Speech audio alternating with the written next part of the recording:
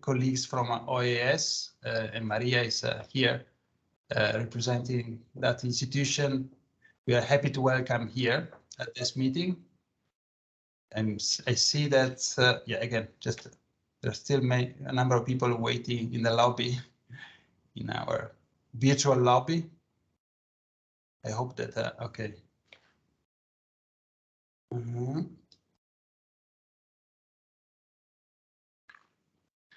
Okay, I think we can go now.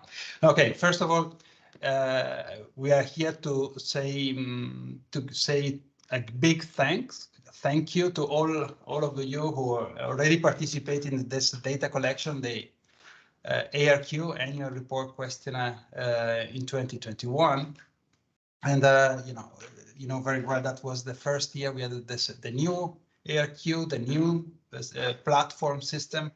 We were a bit, also excited and at the same time a bit worried about how that would work out.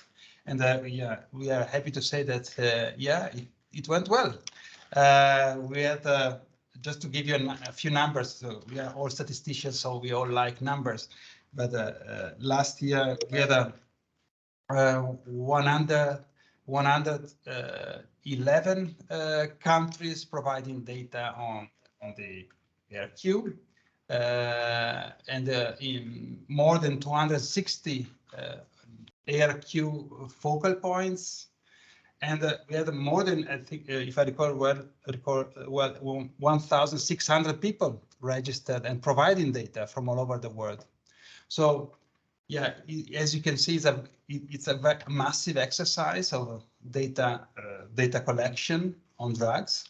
And we know we had some little also technical problems. People had to get acquainted, familiar with the new system. But again, we can say we're happy to say that we over all of us managed to make it a successful exercise. Now we are here to start a new one, but since we are not happy with only one data collection, this year we will have another one added to the DXP. So to the data exchange platform will also be used to collect data on another important data collection on drugs, which is the IDS, individual drug seizures, and we will speak about this also at length during this briefing. So yeah, again, we are happy to be in touch with you again to revive our relationship, our communication on these two important data collection of crimes. This is the first of a series of regional briefings. Last year we had 12 different regional briefings where we managed to reach out to many people. And I think that's also the key of that, the success of this exercise. So we really would like to maintain very active this communication with you all. So it's good. I think it's important that you put a face on our names. It's good that you know that that there are people here working for you, with you, so that again, feel free to reach out to us for any problem you might have.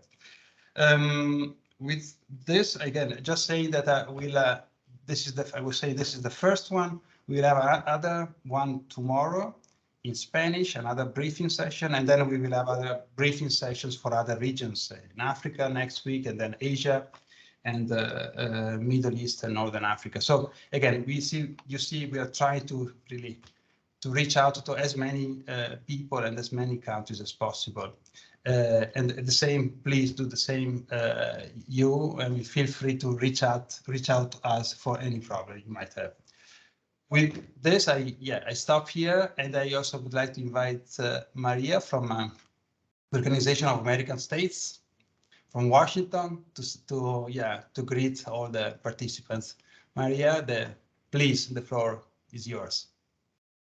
Thank you, Enrico, and thank you to your whole team for inviting us. For those of you who don't know me, my name is Maria Hines. I'm the head of the Inter-American Observatory on Drugs at the Inter-American Drug Abuse Control Commission at the Organization of American States. And I'd like to thank you for including CCAD in this technical briefing.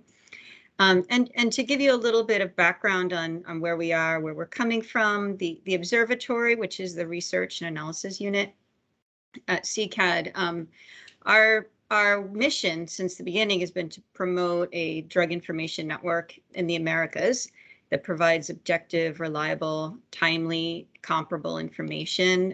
And that's been stressed both in our hemispheric strategy as well as its plan of action, which further instruct us to work closely with our international partners and collaborate on our data collection activities with them. And at the heart of that, of all of these missions and mandates, is the need to harmonize our data across country and across regions.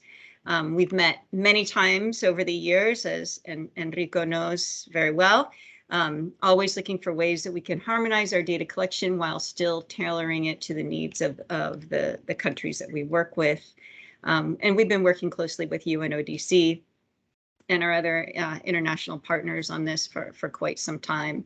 So we are always delighted and happy to work with you. And again, thank you so much for including us in this briefing. There are other colleagues from CCAD here as well, who I know you can't see them on the screen, but they're listening in.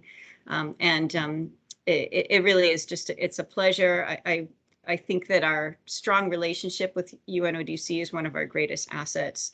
And so working closely and seeing what you're doing next is always important to us. Again, thank you, Enrico. It's a pleasure to be here. Thank you, Maria.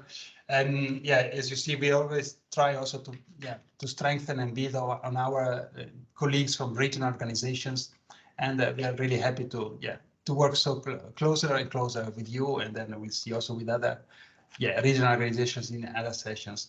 So now, I give the floor to my colleagues. I think it's Hernan who will take over from this moment on to go through a lot of information to share with you on the ARQ and then the IDS. Please, Hernan.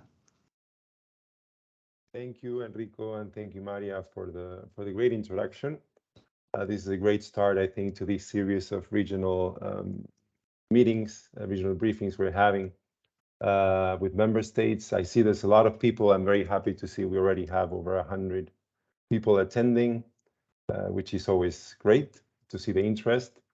I think we have also, I think also it's good, like Enrico said, that you can see our faces and put the people you talk to together with faces. So my name is Hernan Epstein. I work under Enrico in the data dissemination and development section here at UNODC.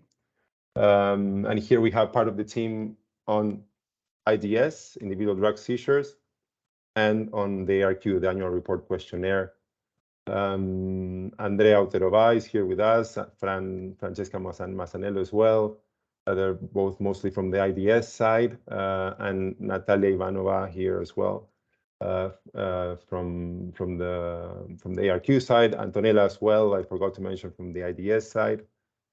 So this is the team. We also have Anton also who's working with us on cross-cutting a number of issues. So this is us, and this is ourselves, and just wanted to introduce the rest of the team in a way. Also, a few comments in terms of housekeeping.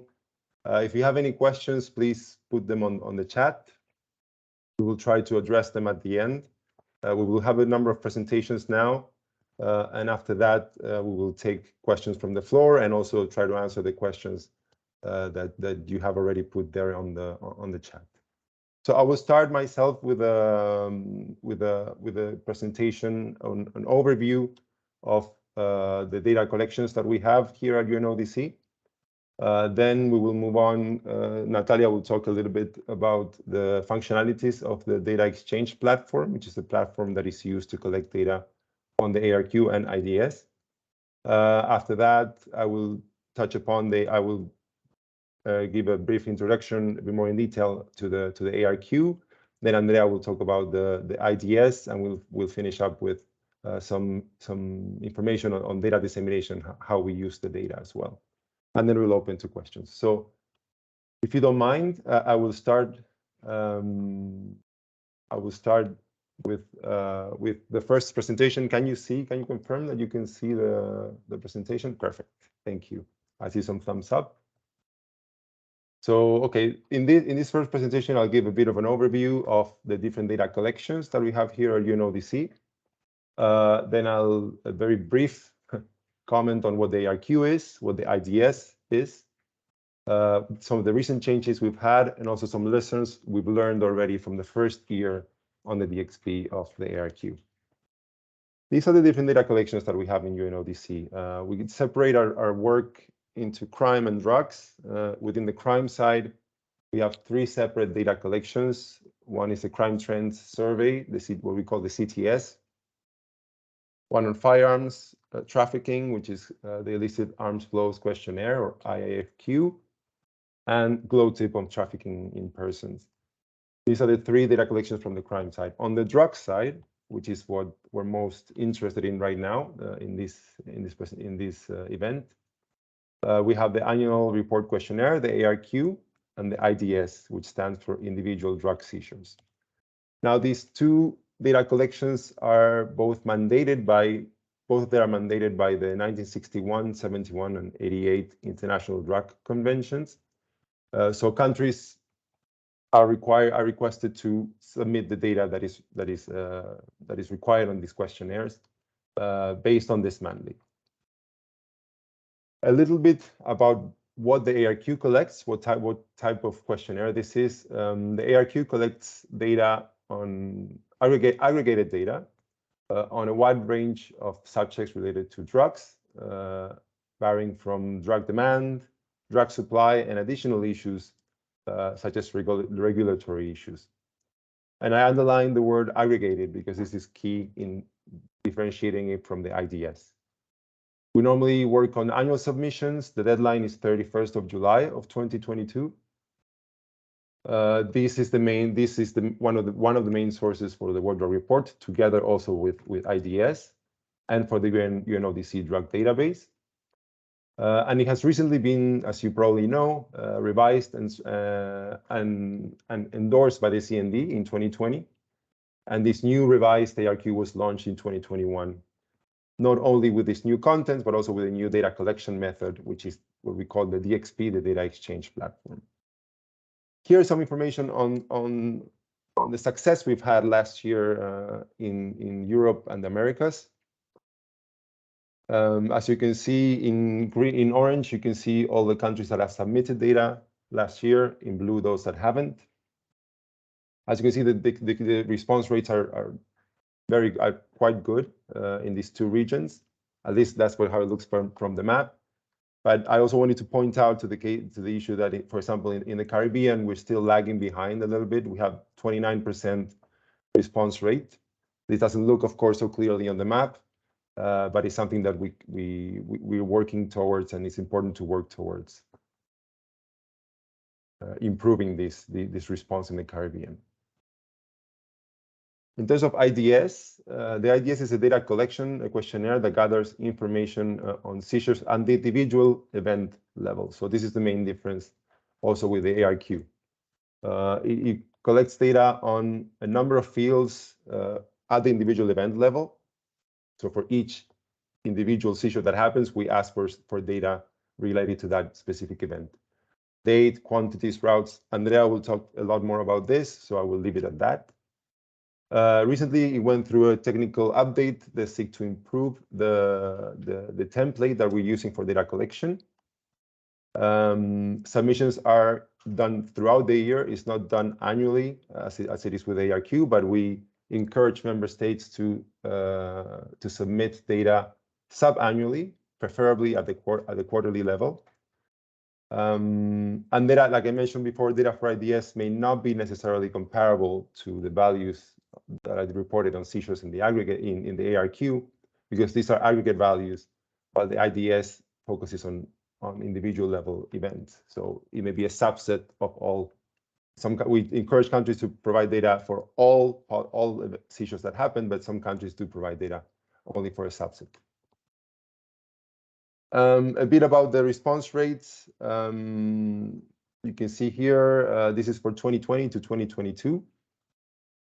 Data for IDS is also more timely than it is for the ARQ, because we collect data on a rolling basis, like I said, several times per year. while in the ARQ we collected every year, once a year. In Europe, we have about 63% of countries providing data for these years, and in the Americas about 37%. This is roughly some details on these two questionnaires. Both questionnaires went through a number of improvements recently. One of them is that we started using this system of national focal points, coordination and communication. We did this last year for the ARQ, and this is the first year we do it for IDS as well. This is mostly to improve the coordination at the national level, but also to improve communication with UNODC, so we can talk directly to technical counterparts, and so that you can ask us directly any questions you may have as well. There's also the new data exchange platform that Enrico already mentioned. We're using this platform for data reporting and also for communication with member states. Again, this was implemented already last year for the ARQ, and this year is the first time we're going out with this for IDS as well. The IDS, as I mentioned, recently went through a technical update of the template. Andrea will also talk about what are the contents of the IDS questionnaire.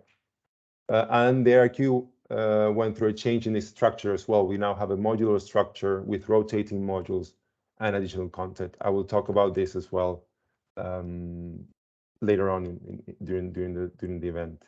This also was implemented in 2021. Some lessons we learned from the ARQ last year. I think one of the most important ones is how important focal points are. And this is both first at the coordination level, at the national level. We didn't have focal points before. Now we do. So focal points can provide data directly to us, but it can also coordinate and ask other users to also provide data on the data exchange platform. So there's this dual role that they have on coordination and data providers, and also they can also do quality control over the data. So they're the ones in charge of submitting the final data, so they can revise these data. And a second role as well that is important for the focal points is, like I mentioned before, direct communication with the UNODC at the technical level. Something that before we used to communicate through permanent missions, but now we can communicate directly with the technical counterparts.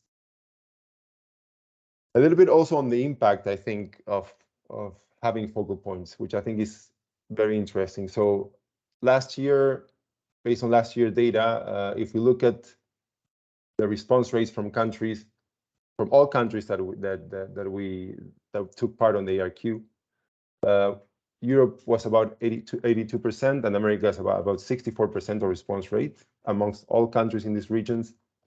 But if you look only at those countries for which we have focal points, this changes to 100% for the Americas and 84% for Europe. So it's very important. This, I think, showcases the importance of having a focal point and how this data collection is a success because of you, in a way. And we ask you, please, if you have any questions, we're always open to dialogue and to help. If you need any support from our side, we're here to make your life easier in this sense. We know it's a big task to fill out the ARQ, so we are here just to support you on this. Another lessons we learned from the ARQ, in terms of the new modular structure, the new questionnaire, it was possible to increase thematic coverage. We were able to ask about more issues, maintaining a relatively low response burden, in the sense that not everything is asked every year now.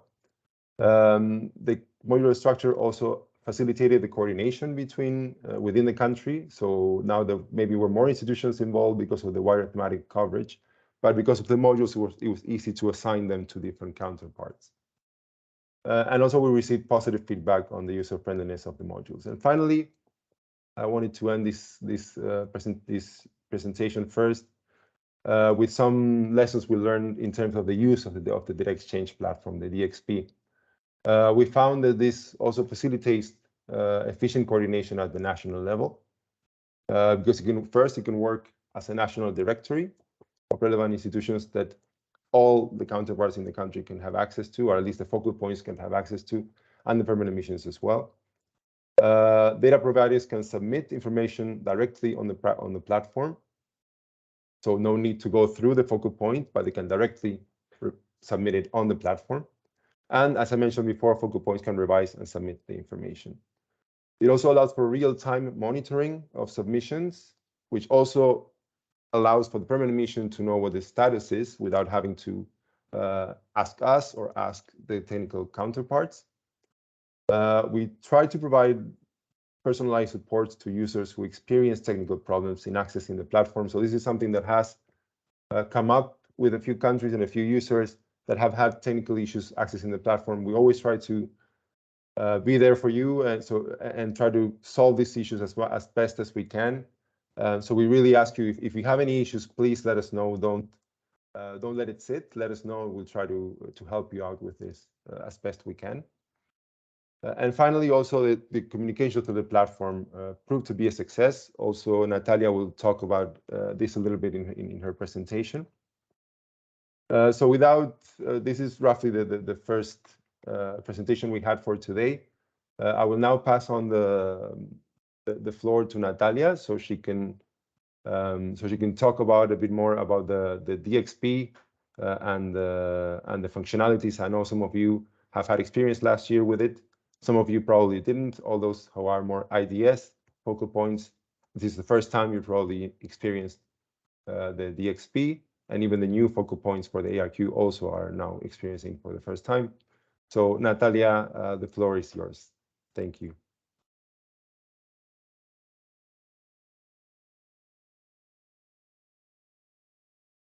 I hope that you can see my presentation. Yes. Thank you very much. So good morning, good afternoon, dear colleagues. As Hernan said, I will present the main functionalities of the DXP. It's mainly focused for the new DXP users. I know that a lot of you have significant experience, but I hope that you can also find some useful tips in this. So as you know, the DXP is an online platform with restricted access, and only users who have been pre-registered on the system can access the platform. So currently, we have two types of users on the DXP platform. The permanent missions, who have only supervisory role on the DXP platform. They have the role to appoint, to nominate the focal points, and also to supervise the data and the submission process. They are registered on the DXP by the UNODC, by us. We have the national focal points, for which Hernan already talked about their crucial role on the system, and they have the biggest set of rights on the data exchange platforms. They can register new users, they can register national reporting entities, they can assign modules to the national reporting entities, and also they can input data, complete the modules for the ARQ, and also they are the only users on the platform who can submit data for the annual report questionnaires. Also, we have data providers which are registered on the DXP by the national focal points, and they have the right to provide data on the system. No matter who will register the users, either with the UNODC or the national focal points, upon the pre-registration on the DXP, every user will receive an automatically generated invitation email sent by Unite Identity. So if you receive such an email, please do not delete it. It's very important because in it there is a link, unique link, in which you have to click in order to continue with the registration. This link will lead you to a small registration process, and very often this email goes to the spam folder. So please, when we send you an information email that we have registered you on the DXP, and if you have not received this Unite Identity email, please check your spam folder. So after the registration process has been finished, you will go to Unite Identity webpage. This is not the login page. This is the page which simply shows you that the registration process has been successful and you can continue with using later the platform. So in order to go to register on the platform, you should go to the platform web page and press the Login Azure AD button, provide your username and password. If you have any difficulties with login, please contact us at the emails, either UNODC ARQ email or UNODC ADS email. Currently, we are experiencing some login issues, but we are there to help you, and we will try to do everything to put you to register either with an alternative email address or to test some alternative solutions with you. So once a user has logged in on the ARQ DXP, this is the front page which the user can see. You can see at the top right bottom the language tab. If you press this language tab, you will be able to see the drop-down menu with the 6 official UN language. So from here, the user can see in which language it can see he would like to see the questionnaire. Both questionnaires, the IDS and the ARQ, are available in the 6 UN languages. After you select the language, all the users can see the User Access tab. Under the User Access tab, you have the Mine Assigned Campaigns. Under it, you have 2 tabs, Current Campaigns, and under it, you can see the current campaign. If the user is assigned to the IDS or the ARQ, he can see the respective link to the questionnaire. You have some users can see also the previous campaigns tab. This tab is relevant only for the ARQ users, as this tab will lead the users to the data provided by the country in the previous ARQ campaign. So here, all the modules and the data which has been provided by the country are accessible in read-only mode. So the country can use it to check the data which has been provided last year. Tab, you can see also two buttons. One is new for the visible only for the ARQ users, which is My Assigned Manufacturer Register.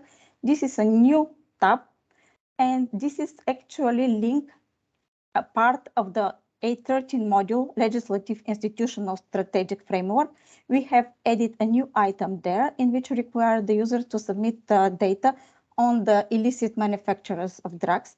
And you can access this item either via the A13 module or directly via the link here in the login in the first page. There is also a third tab, My Focal Point Assignments, and this tab is visible only by the ARQ and the IDS focal points. By this tab allows the focal points to register new users and new national reporting entities on the DXP platform. How the focal points can invite national counterparts to access the DXP. So you saw the My Focal Point Assignment tabs. By pressing it, you will see a globe and the name of the country. By pressing the globe, you will be able to register and invite new users to this country.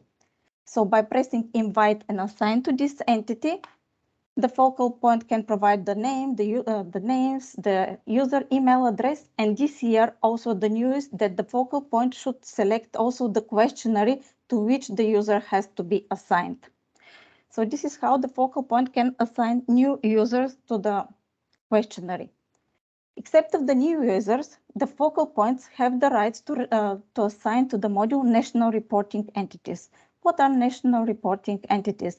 These are ministries, national police, customs, universities, committees, any institution who provides data. And this is only the functionality of this is to help the focal point to organize the data providers on the DXP. So by pressing the Add Entity tab, the focal point can add an institution which he wants to add to his database of national institutions. He can also assign users to this entity. There are 2 ways to assign the users. One is as he is assigning in the same way users to the country, or the second option is to select from the users who have already been assigned to the country. How it happens? By pressing the button, black button, assign existing user to this entity. And the focal point will see a drop-down menu from where he can use which user to select which users which have been already registered for this country should be assigned to the entity. Except of assigning users to the entities, the national focal points can also assign modules to the national reporting entities. This functionality is available both for the ARQ focal points and for the IDS focal points. However, it's more useful for the IDS focal points where we have 20 modules, and it makes more sense for the focal point to distribute the modules to the national to the national reporting entities. How a focal point can assign modules to the national reporting entities. First, he should press the globe in front of the national reporting entities in order to enter to the page of these national reporting entities, and then has to go to the second tab after user assigned to this entity.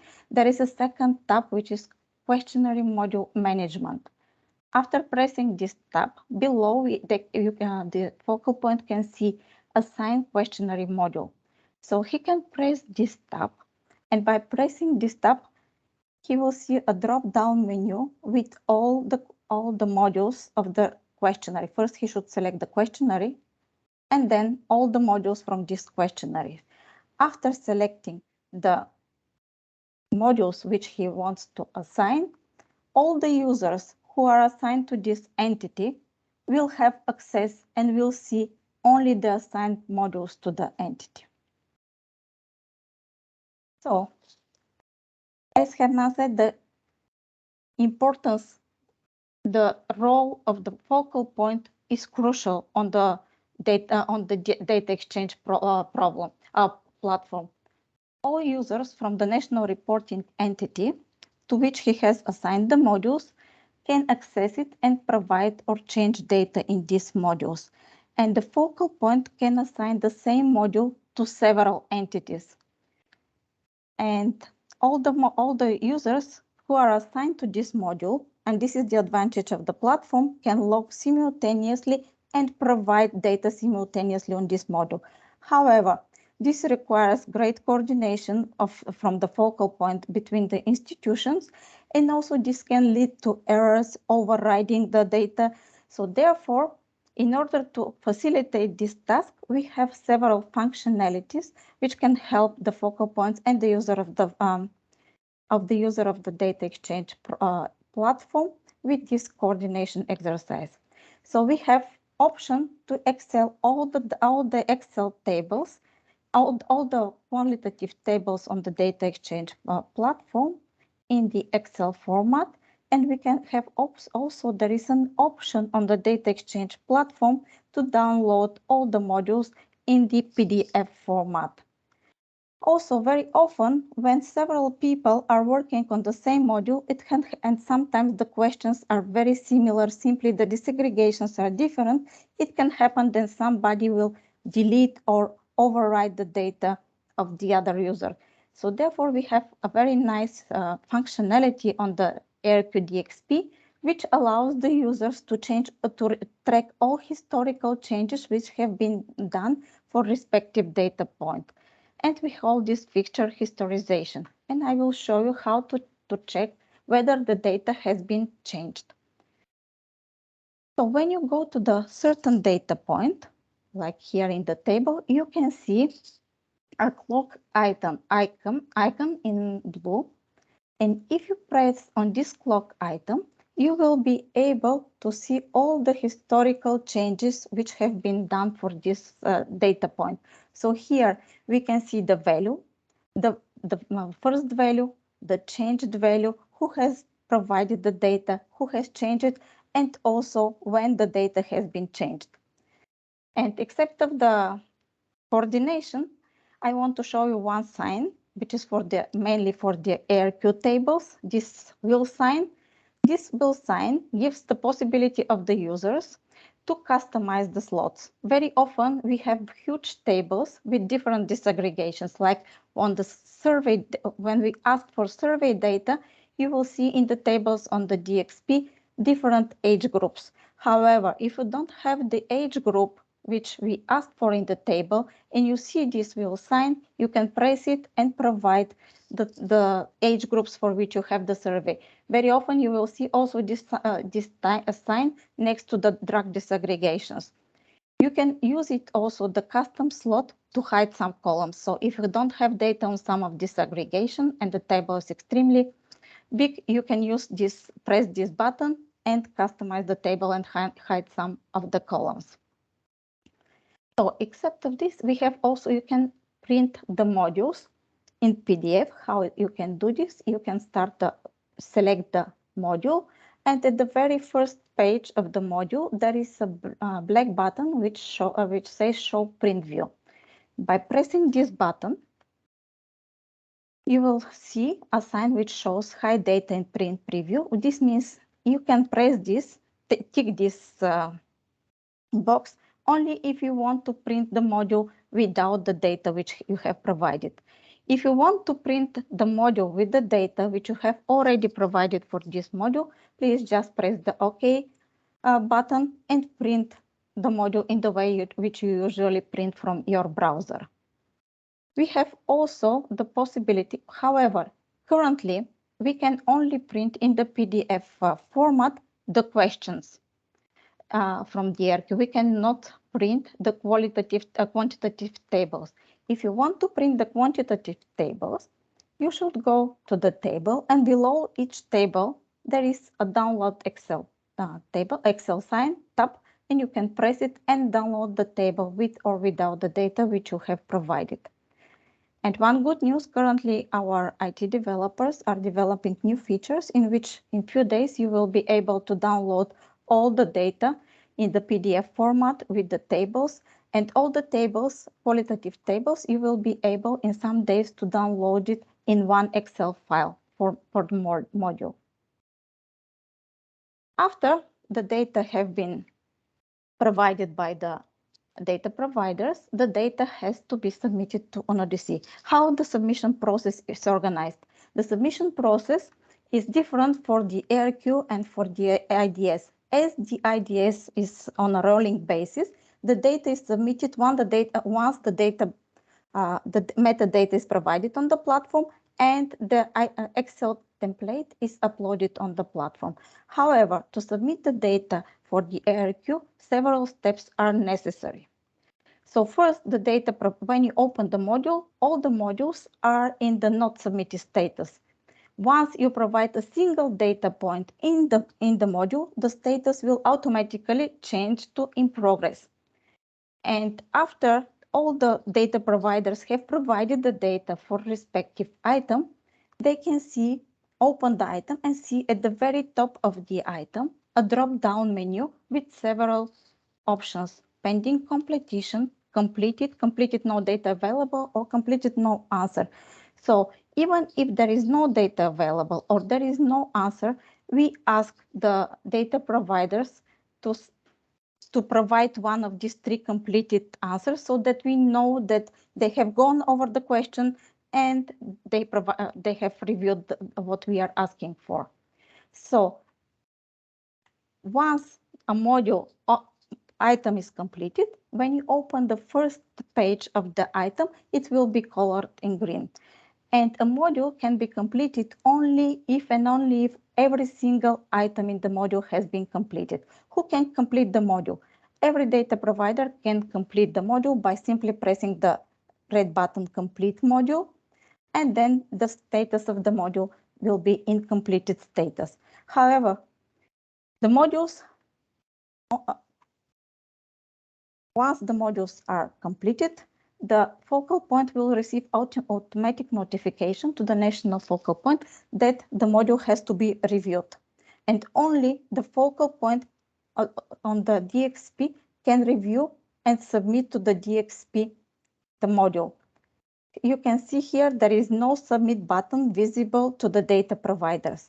and only the focal point can have this submit button. And after he submits the module, we will go and review the data. How the data is reviewed on the DXP, both for the IDS and the ARQ. After we receive the data, the UNODC team, our team starts to review the data. And in case of additional questions, we start a discussion with the countries. How these discussions are managed. Before we do it via emails or via nonverbals, now we are using the discussion functionality of the data exchange platform. How you can access the data functionality of the platform. If you open every item of the module, you will see blue bubble sign in front of the question. These blue bubble signs are the icons for our discussion tool.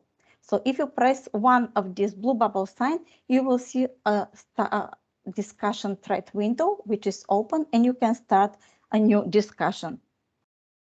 So who can start a new discussion? Every user, either the user from the country or the UNODC can start the discussion, and you can see at the left a drop-down menu which shows the status of the discussion. When the discussion is started, the status is open, and later on it's changed by the user who has started the discussions, either to resolved or closed. Once the discussion is started, the users, the national focal point, will receive a message which says on which question the discussion has been started, who has started from UNODC the discussion, and will receive also the discussion message. So this facilitates the focal points to know that a new discussion has been started and to go and to check on which question the discussion has been started. However, the new discussions are also available to all users from the countries. When you enter into the module, on the first page, there is a column which is called Open Discussion. So there, every user from the country data provider can see the open discussion. So here we see that there is one internal and one external open discussion. So when we go to the module, you can see that there are two bubble signs which are colored in green. This means that there are still two open discussions. And you can see that there are two blue signs or blue bubble signs with number 1, but they are in blue. This means that there were discussions, but they have been already solved and closed. So this discussion tool is very useful. It provides very fast communication between the countries and the UNODC, and also keeps the history of the questions which have been asked for certain items on the platform. So this is in brief, these are in brief the functionalities of the ARQ DXP platform. And at the end, I want to thank all the users of the DXP for their valuable feedback and their reporting of some technical problems. We are trying to solve them as soon as possible and get back to you. Thank you very much. Thank you, Natalia, for the detailed presentation on the functionalities of the DXP, which is the main tool now for providing data for all focal points. I will now move on to another presentation on the contents of the ARQ. I'll try to be brief as well. There are some questions that are coming up on the chat. So please keep also, if you have any questions, you can put them there. At the end of the session, we will have Q&As as well. So if there we will give priority to anyone who wants to take the floor. But if there are questions on the chat that have not been answered, we will also respond to those as well. I will now share my screen. Second.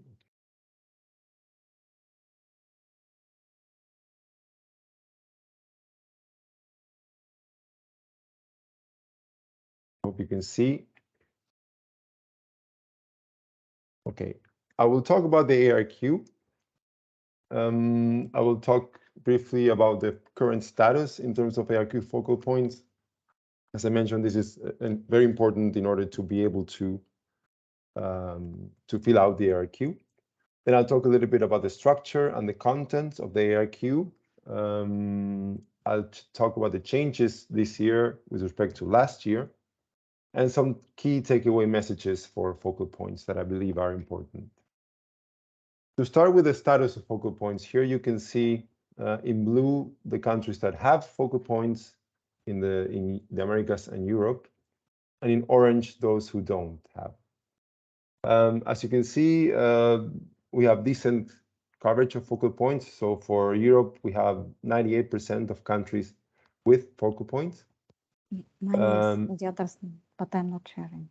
For the Americas, we have about 64% of coverage of focal points, but this is mostly that we're mostly missing focal points in the Caribbean. So this is the main reason why we could not get data, as I showed before, in the Caribbean, we didn't have such a good response rate. It was because we do not have focal points. So the first step would be to try to get focal points for the countries that we're missing. A bit about the contents of the ARQ. If you have been involved with ARQ for some time before last year, so when we collected the data for 2019, back in 2020, the data and before that, the data used to be collected through Word and Excel files that were sent to countries and then they were sent back. Now that has changed greatly, as you obviously know.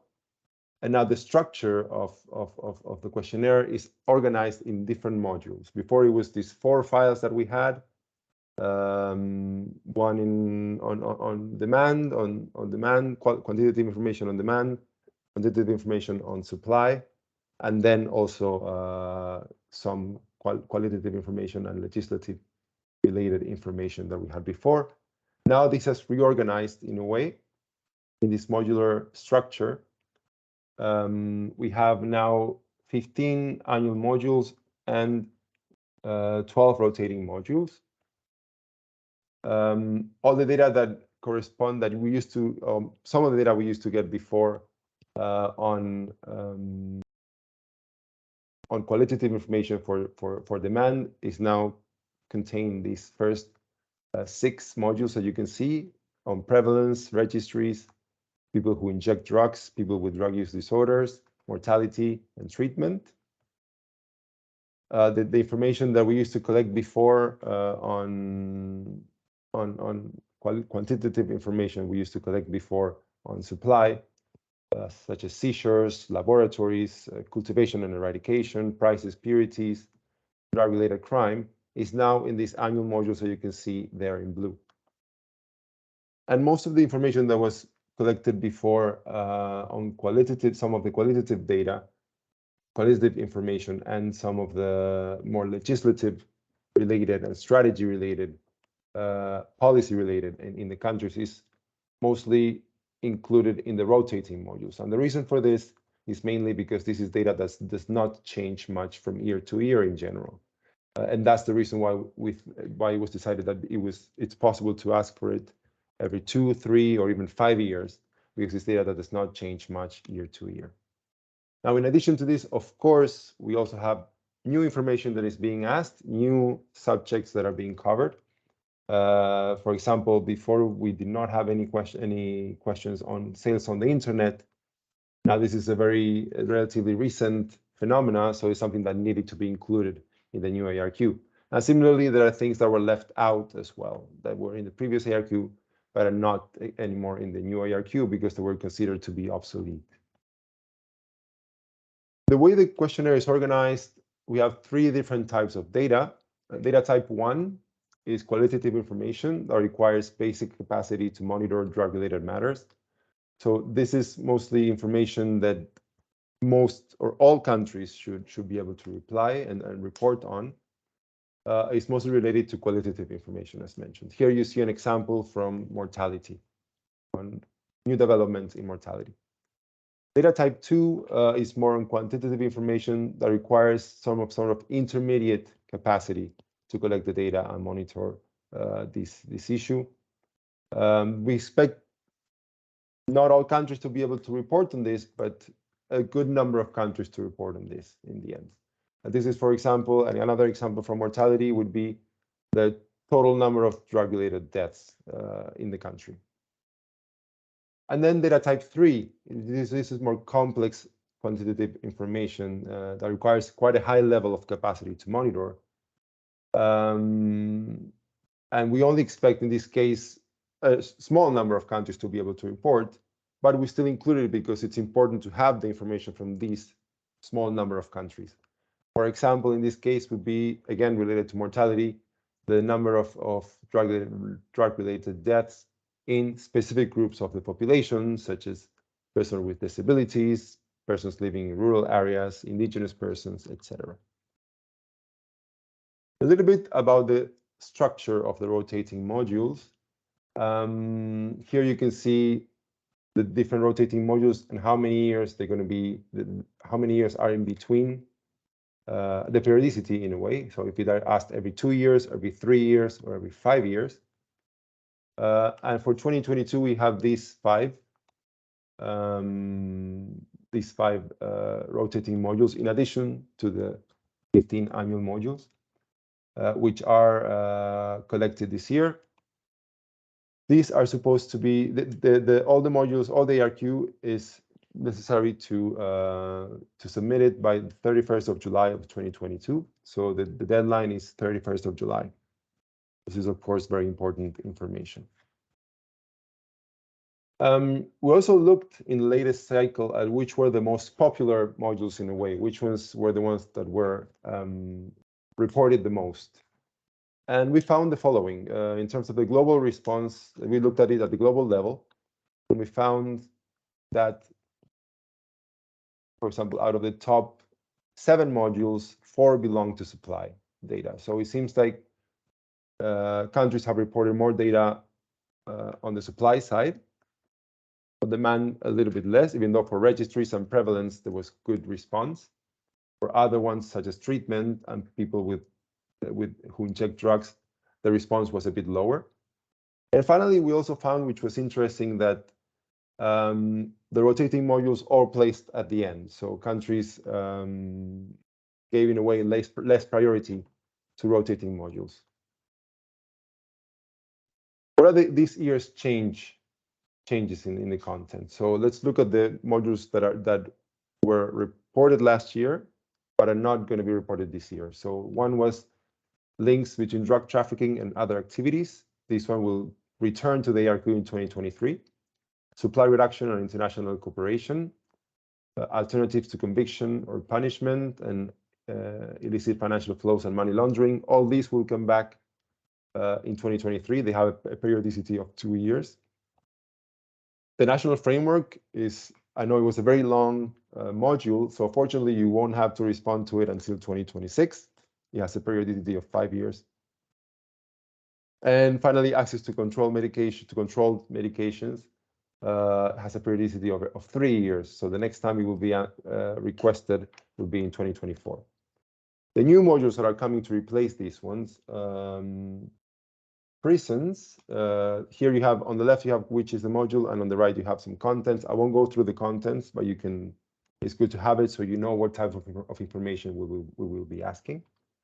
Acute intoxications and non-fatal overdoses, prevention of drug use, prevention of infectious diseases, alternative development, and new psychoactive substances identified. And finally, this was a short presentation. Finally, I wanted to leave you with some key takeaway messages. So if your country does not have an ARQ focal point, please reach out to us and assist us in identifying relevant institutions for this important role. I know here many of you are focal points for ARQ, but maybe some of you are focal points for IDS, and you do not have a focal point for ARQ in your country. This could be a good opportunity to reach out to us and try to find, maybe you are the right person to be the ARQ focal point as well, or you can direct us and tell us who would be the right person for this. As focal points, also please ensure to reach out to the relevant counterparts to ensure data for all modules can be gathered and that the data are complete as well. Please ensure that you register these counterparts in the DXP, and also, like Natalia mentioned, important to assign them to their corresponding modules as well. Also, if you think another institution should also be a focal point to ensure proper coordination, please let us know. It is possible to have multiple focal points. So if you think maybe you work more on the supply side and you need more help on the demand side, it's possible to have one focal point on the supply and one focal point on the demand side.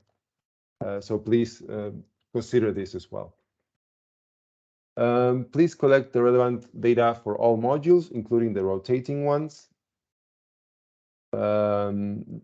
This data, the data for rotating modules, as we said, is not collected every year, and that's why it's also important to also report it when it's required.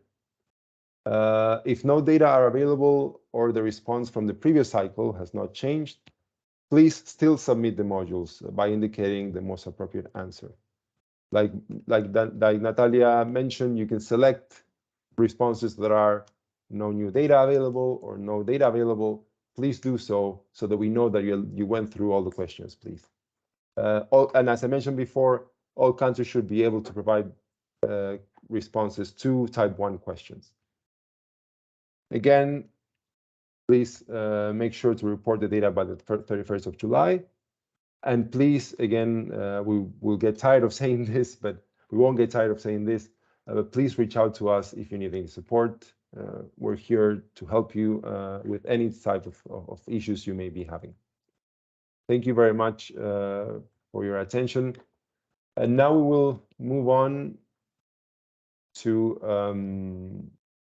now the IDS side of the event. So Andrea will talk a little bit about the IDS, the contents of the IDS, in addition to what we already mentioned. And she will also share a bit about what we do for data dissemination as well. Andrea, the floor is yours.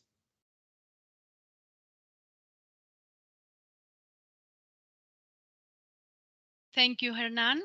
I will now share my slide. Please let me know if you can see it well. Yes, we can. Yes. Yes. Okay, thank you.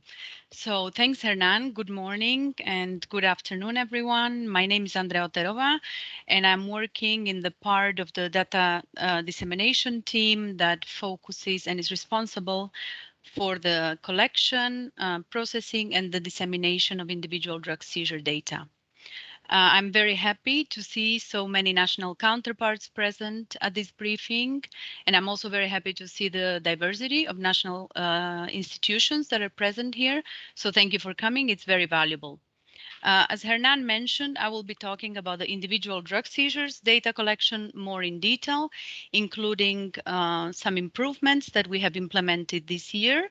And then I will talk about the dissemination of data. How do we use the data that is submitted to us by member states? So in terms of the content of the individual drug seizures, I will zoom into the definitions and the mandate. For this data collection, I'll talk a bit about the reporting and the variables that are included in the IDS template. And I'll go more in detail on the technical update, the current improvement implemented. So the IDS mandated data collection gathers data on each singular interception of drugs by a law enforcement agency, taking into account the specific place and point in time of the event. It can take place anywhere in the national territory, and it can cover one or more drugs, or it can be reported with one or several traffickers. IDS data represents a seizure at micro level, as Hernan already mentioned. ARQ also collects data on seizures, on drug seizures, but the ARQ, the Annual Report Questionnaire, is focused on aggregate national data, whereas in the IDS data collection, we are collecting data on each case at the micro level rather than at the aggregate level. This data collection is mandated by the drug conventions of the Convention on Narcotic Drugs of 1961, the Convention on Psychotropic Substances of 1971, and the Convention Against Illicit Traffic in Narcotic Drugs and Psychotropic Substances of 1988.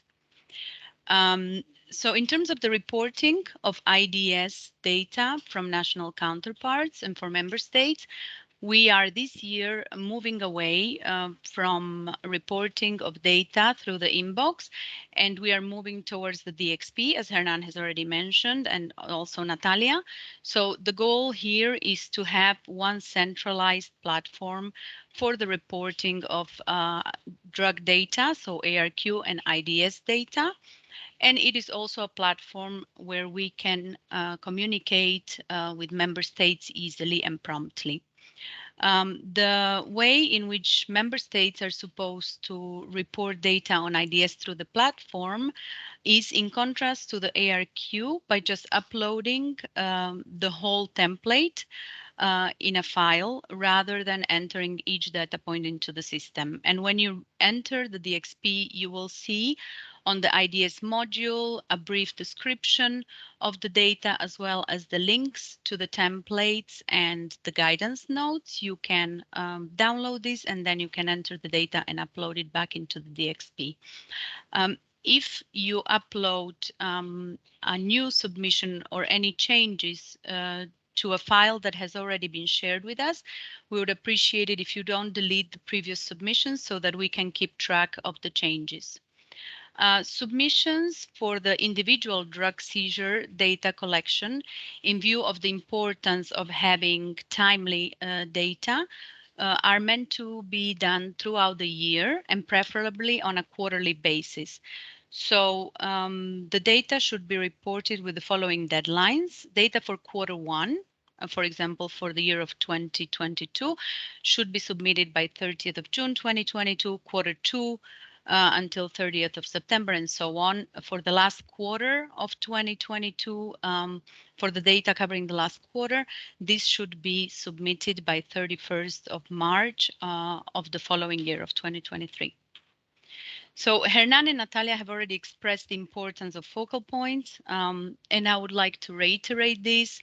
As you can see on the map with blue are the countries where we have a national counterpart or a focal point assigned.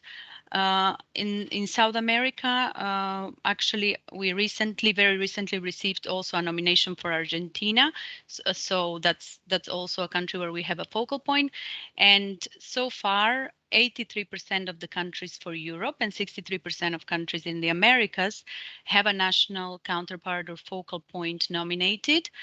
So we can see that there is still some work to do. And here we would like to ask you to please help us in identifying potential national counterparts that are active in the production of data, reporting of data, mainly for countries where we do not yet have a focal point, because this is very relevant for helping us improve the quantity and quality of data on individual drug seizures and then be able to provide a timely picture on drug trafficking trends.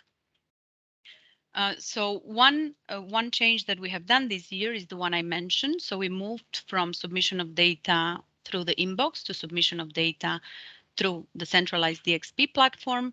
The second improvement that our team has implemented this year is that the IDS template has undergone a technical update. The goal of this update was to simplify the submission of data to make the template more user-friendly and to streamline the data collection tool. In order to make it more streamlined, to make the data harmonized globally, we have, based on analysis of previous data and of current trends, as well as expert discussions, we have created classifiers for core variables collected through this IDS template so that the responses for these variables are standardized. These responses are also mutually exclusive responses, and we improve this way the data comparability.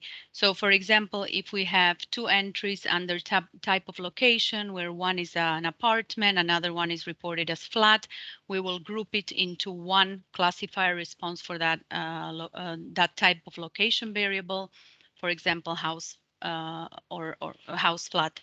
Or for example, if we'll have car, vehicle, auto, it will all go under one category so that we have unique, mutually exclusive, and standardized responses. We have also shared in the new template, this new template, as well as guidance notes that we developed to help countries report with this new template, have both been launched on the occasion of the Data Day on 12th of May of 2022. And this new template, this updated template includes a UNODC standard drug list with specific names of drugs, and these are grouped into drug groups. We always prefer that countries are as accurate as possible in reporting drugs as well as other variables. So for instance, for drugs, we prefer that the country puts a specific name rather than the drug group. So we prefer cannabis herb to cannabis, for example, or also to improve the accuracy, for example, cannabis resin, if it's cannabis resin rather than just cannabis, so that we have the accuracy. And then, for example, for cocaine, we prefer if a country reports the detail on the type of cocaine. So if it's a cocaine salts seizure, we prefer that the country reports it as cocaine salts rather than cocaine or cocaine type. So the goal here is, as Maria has also mentioned at the beginning, to harmonize data globally, to be able to have data that is globally comparable. So the goal is that the standards are adapted nationally where possible, and the use of standard lists is applied. We do understand that some countries may have a lot of values that may not fall into the standard lists that we provide. And for this reason, in the template, we also allow countries to enter this data. In the meantime, I would like to say that it is better if we receive non-standardized data than no data at all. So if a national counterpart, a member state, has problems standardizing this data, it is better that we are contacted and we can maybe work together towards having a complete and accurate data set reported to an ODC. So the IDS template gathers data on some core variables without which we cannot process the data, and then we also collect other important information. The core variables are the date of seizure, location, and then information on the drug, so specific drug name preferably, drug quantity and unit. We also have a variable that identifies when a specific seizure event is connected to an operation. This is important information for us so that we can differentiate single seizures, single events, which are the purpose of this data collection. Then other important variables that we collect are variables related to the trafficking route, such as producing country, transit countries, destination country. We also collect information on the typology of the drug route or type of drug route. We want to know whether the drug seizure is entering the country, leaving the country, or whether it's a drug seizure taking place in the national territory. Other variables that we collect are the type of location, method of concealment, trafficker data, nationality, sex, and age of the trafficker. And it is also very important to us to know the agency that seized the drugs and whether the specific seizure event was part of an international cooperation. We also have one column at the end, which is the narrative. And here we would greatly appreciate countries to insert any type of relevant information for specific seizures. So for example, further details on concealment, details on the operation, and so on. I would like to note that we do anonymize data. So we aim to have a data set where no trafficker, law enforcement agency can be identified. So for example, the location we identified to the nearest village, town, city. We do not expose any names of traffickers or specific locations or anything that would identify a person or an agency.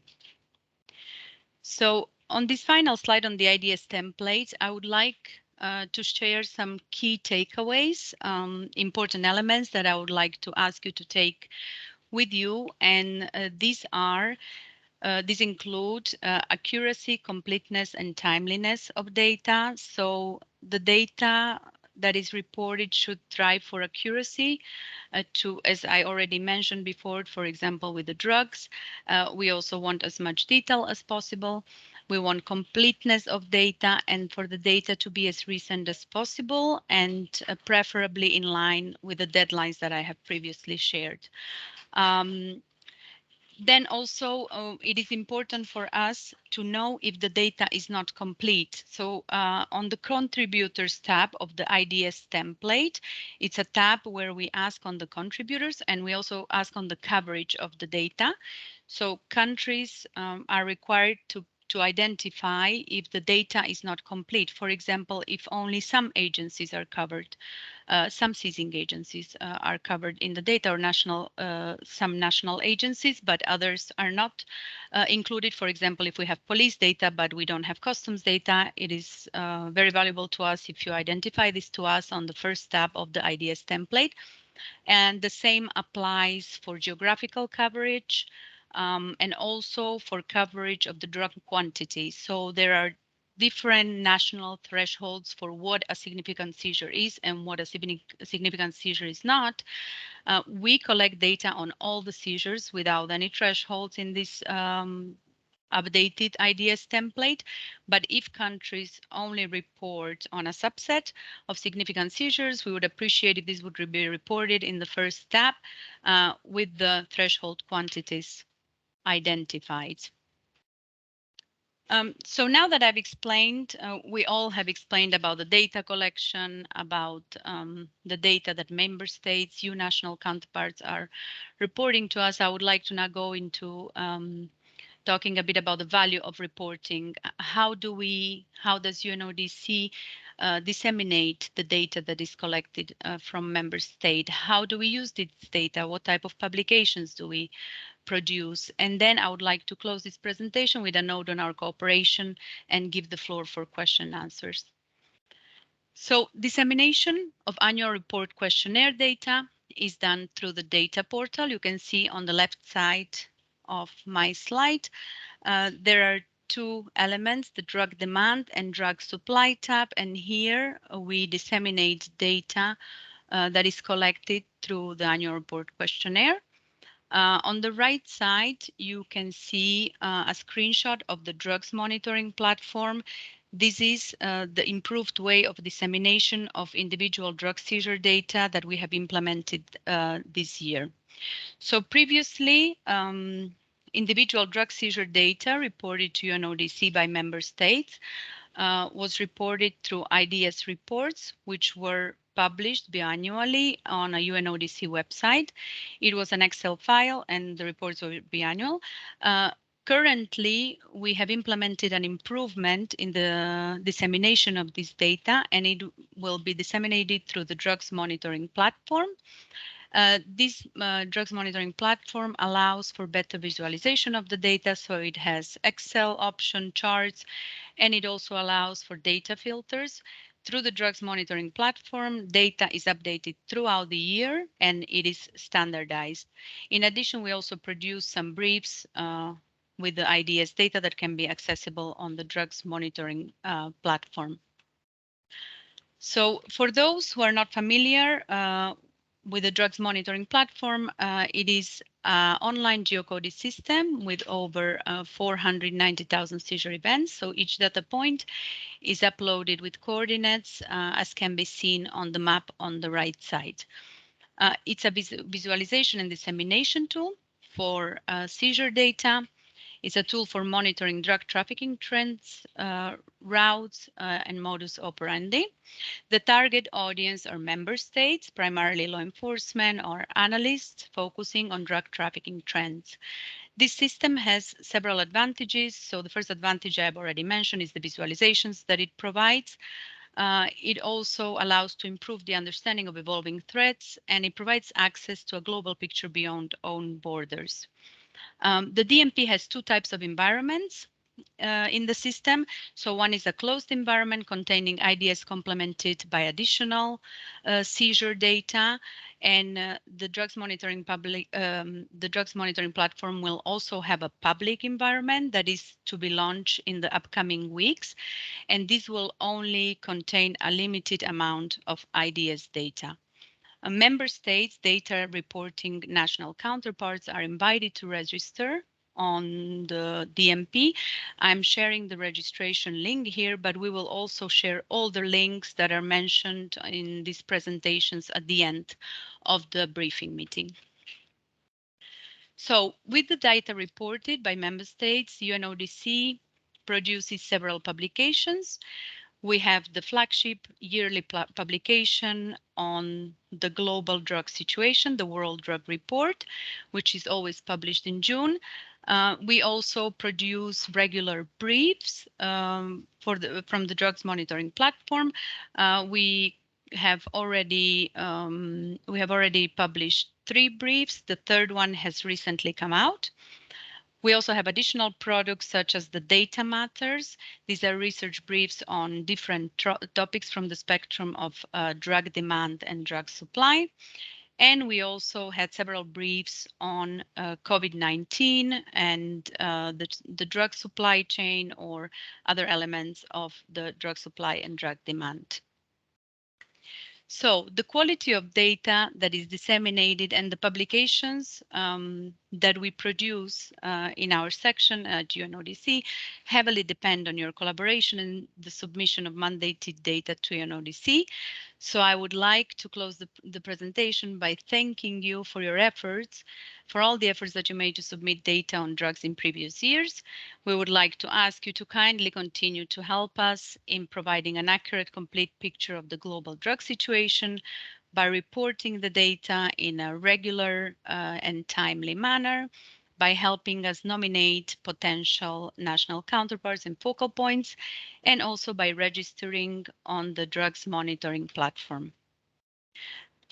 Thank you very much, and I now give the floor to any questions that may arise. I look forward to your feedback, and we will share all the links that were presented here in the chat very soon. Thank you. Thank you, Andrea. Well, I think that ends all our presentations. So if anyone has any questions, they want to take the floor or comments, please raise your hand. Your virtual hand, not your real hand.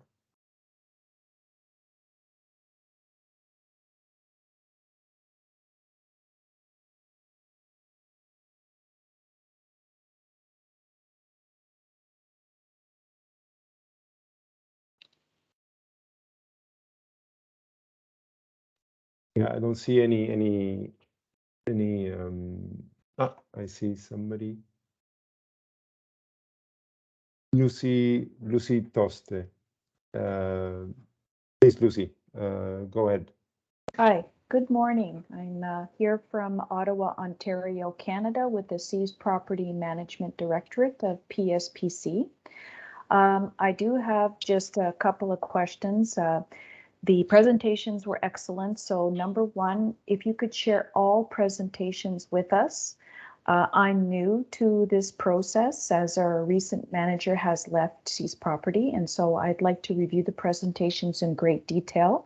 And I would also like to go into the various modules and see if Seized Property can further provide information besides what we have already provided last year. So that's my first question or request. The second thing I'd like to mention is that I noticed that R11 is not a piece of material that you're picking up this year. Is that correct? Did I understand that correctly? Okay, so if that's the case, then we'll just make sure that we focus on the other modules and that we also focus on the IDS. That's something that I was not aware of last year. So last year, myself and Terry Ann, who's on this meeting, provided the information for the ARQ, but I wasn't privy to a lot of the details of the of this process. So now that I have more details, I'll do a very deep dive inspection of all the information and see if we can help anywhere else. The individual drug seizure is very new to us in terms of this requesting information in that area. So we'll review that and see if we will be of any assistance in that area. I can say right now that it looks like we do not have that information, but I will make sure that we look at that very well. Okay, so those are my two questions for now. Thank you. Thank you, Lucy, for the questions. On sharing the presentations, of course, yes, we will share the presentations after the event. We will send them. We will send them via email.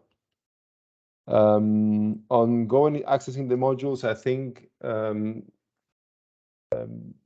if you have access, I don't know what the situation is for you, but you probably have access to the platform, I imagine.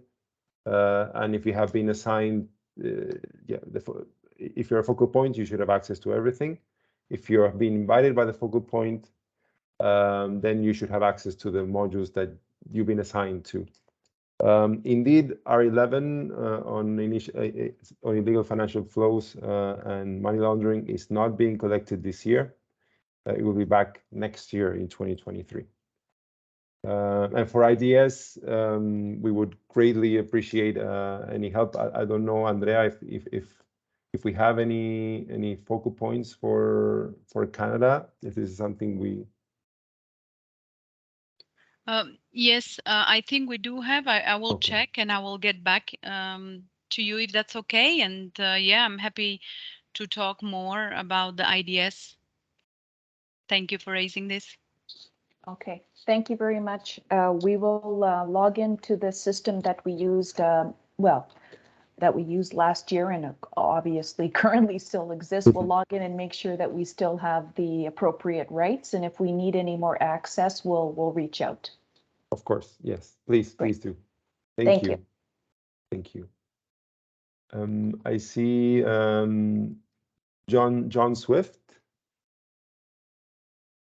Please take the floor. Yes, good day. Thank you very much for your presentations all. Very interesting. I am very, very new to this, this online reporting section of and I am struggling a bit to understand how to get the other partners to be able to access and input the system. So I might reach out to you for a bit more assistance on that and getting my head around. As I said, I'm very new to it. I'm not certain if Antigua has or as far as I know, there is no focal point for the ARQ. And I will talk to you later about getting that sorted out. Excellent. Thank you, Mr. Swift. Yeah, that would be fantastic. We can. Please feel free to reach out to us. We will also, I think, we can share the documents on how to add other counterparts into the platform as well. We will share a number of documents as well. If we're trying to upload them onto the chat, but we're having some difficulties. If we cannot have them on the chat, we'll definitely send them via email. I'm grateful if you could email them to me. That would be preferable because I'm also traveling very shortly. So I can actually, if I have them via email, I could look at them while I'm traveling. Perfect. Excellent. Okay. Thank you. We will do. I think we also have Maria. Thank you, Hernan. Mostly comments more than questions. Again, thank you for including us in this briefing. I see some more areas where we might be able to work together to help both of our processes. In particular, where it comes to trying to keep the Caribbean engaged, we usually have pretty good contacts with the Caribbean, but I am wondering if even with the modular approach, you might still be experiencing some overload for your smaller countries, and that might be something that we can discuss and see if there are ways we can address it together. We will reach out to you and to Enrico, because we do have some sub-regional meetings coming up, and these might be good places where you could participate, and we can talk about how to bring our data collection processes closer together and try and avoid some of the burden on the countries. So we'll be in touch about that, and we'll be following up. And just congratulations on the presentations. They're very, very informative. Thank you. Thank you, Maria. Thank you. No, indeed, it would be great to continue working together on this. Like you said, on the Caribbean, we seem to be having a bit of a gap. So it would be great to be able to first get focal points, and then after that, maybe we have gaps with other countries that you might be able to help us with as well. So Fair I'm enough. sure that there will be a good exchange here for us. Indeed. Excellent. Thank you, Maria. Yeah. I saw you also related to that. I think you also mentioned on the chat you put a question regarding the that it looks like there's greater participation of the Caribbean in IDS than ARQ. We looked at the numbers, and we have more focal points for the IDS than for the ARQ. So we have 5 for the for 5 countries with focal points for IDS and 4 for the ARQ. But in terms of submissions, at least in recent years, we have 4 in 2020 for the ARQ and 1 for IDS. So while we have contacts, we're still lacking on some of the submissions. Yeah, and that probably makes sense given that the IDS and the ARQ deal with different types of data. Yeah. And so, even though you may have the focal points in one, doesn't mean the data is available. And while you may have the data available in one, you may not have the focal points. Aggregate data and micro level data when it comes to seizures, has different methodologies associated with it. It's going to come from different sources. So, I was puzzled at first, but when I thought about it after asking the question, I realized it actually probably does make sense, but there might be some ways that we can work together too and see if we can refine some of this. But there are longer discussions, I think, to be had. Perfect. Great. Thank you. Looking forward to it, Maria. Great. I see Luis Noble. Good morning, Hernan. My name is Luis Adrian Noble, I'm well known, but Adrian. But nice to meet you all. And first of all, thank you for, as Mario just said, thank you for including us. I'm the head of the MEM unit within the CCAD OAS. And I want to congratulate all your efforts on your achievements as well for last year for the launching of the platform, and I am also pleased, and I see that your collection data is in the middle of the year, the cutoff for the collection data, at least for the ARQ. We have for the MEM, as many of the countries know, we have now thematic evaluation, annual thematic evaluations now, and we have three annual thematic evaluations, and we will have we're on our second year of that annual thematic evaluations, and we will have a comprehensive evaluation in 2024. I'm sorry, and so, but we collected our data at the beginning of the year. We send our questionnaire in January, in the middle of January, and we collect the data before the end of March. So it's good to know that we're not getting into each other's ways in a way, and and also, well, also I wanted to say that anything that we can work together, I'm open to it. And thank you and your team and Mari as well for including me in this meeting. Thank you very much. Thank you, Adrian. No, indeed.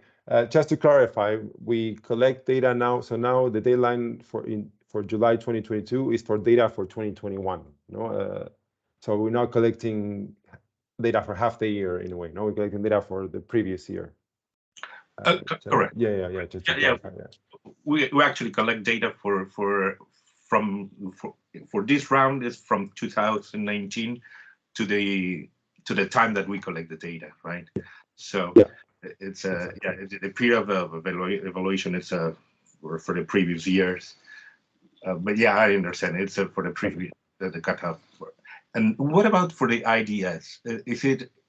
I understand it's individual events, and that it updates every time they enter any data into the system.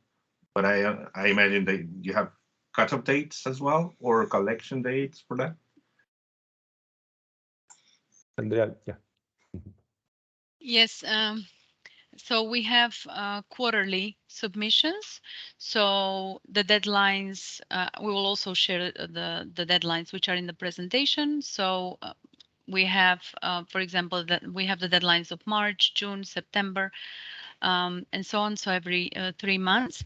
And when a data set is uploaded and then you upload a new one, we will see this change in our system. And as I mentioned, it's not the entering of each data point, but just the upload of the file. So, for example, now we are already collecting the first quarter of 2022. I see. I hope this clarifies, yeah. Definitely, yeah, yes. Thank you. Yes, in the MEM, we don't collect seizure data for seizures in the MEM only for, it's more for policies, policy making. But I had that question, but thank you, that clarifies a lot. Thank you. Thank you very much. Thank you, Adrian. Thank you, Andrea, also. I don't see any more raised hands. I don't know if we have any pending questions on the chat. If I may, Hernan, I would just add that we had some technical problems with the sharing, but we will share everything, all the links. We will share documentation on how to use the DXP and the presentation as well by email very soon. Perfect.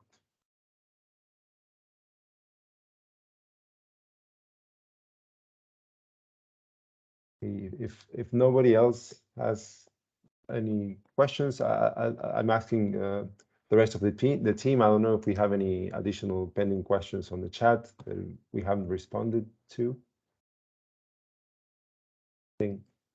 Hernan, I think the one on the GDPR. Okay, perfect.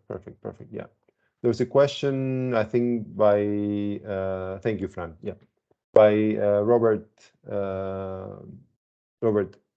English, who said, for the countries from the EU, our IT department and legal department says sharing of data according to GDPR and Schrems 2 is not possible since the cloud is based on Microsoft platform under the US legislations. If we have any comments on this. Just to say, I mean, we are very much willing to address this concern. We've been dealing with similar concerns as well from countries. So we will be very happy to receive any detailed information you may have also on how the DXP is infringing on the GDPR and Schrems 2. So any information, any detailed information you may have, any errors you may be getting from your users, will be very useful for us to be able to figure out a solution to these issues that may be coming up.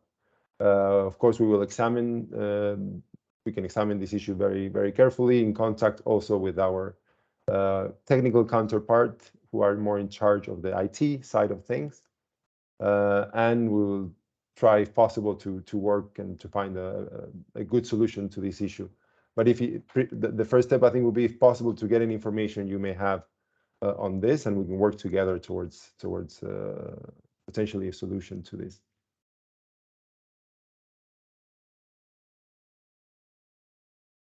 I don't know if this responds to the question, or if you have, if Mr. English, if you have any other follow-up questions on this as well. Perfect. Thank you. Thank you. Yeah, any information would be very useful for us. Thanks.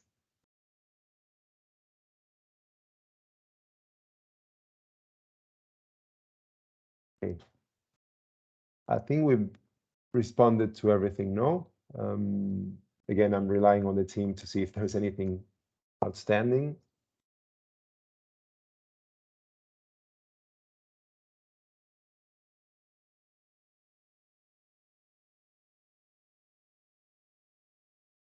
Okay, I think we can, I don't see any hands in the air either, so I think we can just close the meeting if that's okay. Oh, there's somebody.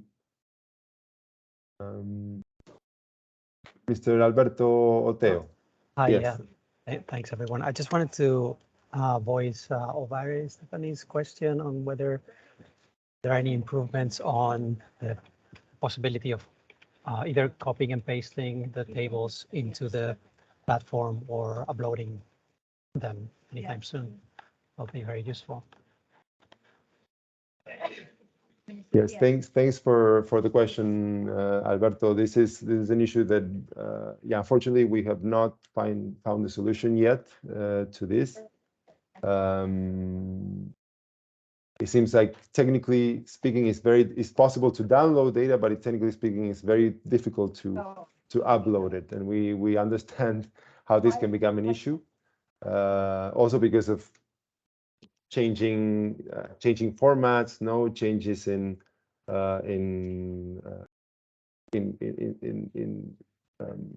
do you say, into specific age groups that can be different as well. So these issues are it seems like, technically speaking, they're difficult to address. So we apologize for this. Yeah, it would be great to be able to have a solution for this. We'll try to continue to explore them, but unfortunately, to explore a solution for this, but unfortunately right now we don't have one. So we'll ask you to keep copying cell by cell in a way. Thank you. I just wanted to mention it. Yeah, no, I'm sure thank you. most people are concerned. But thanks a lot. Really appreciate it. Thank you. Thank you very much. I see from Guatemala as well, Roberto Maldonado. Yes. Thank you. I have a question for Andrea. I still don't have it clear if we should submit every trimester the IDS data. Should it be cumulative or separate files every trimester? Hi, Roberto. Thank you for the question. So it should be cumulative. That would be the best for us.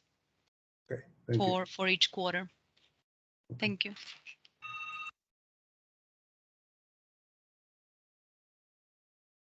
Perfect.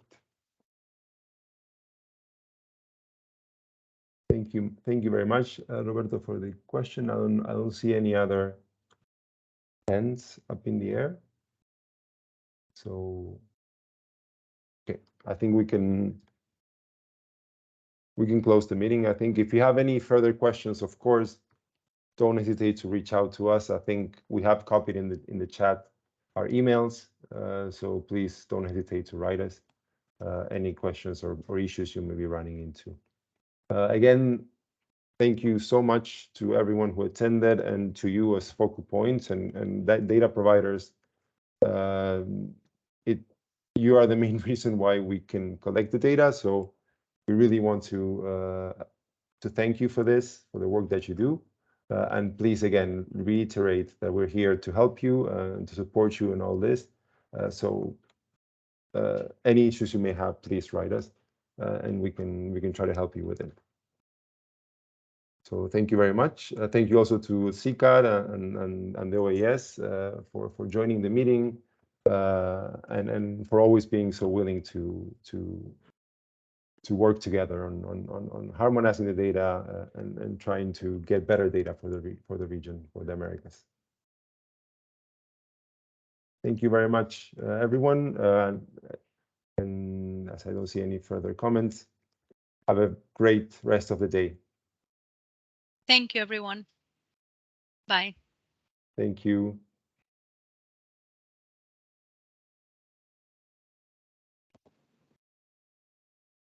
Bye.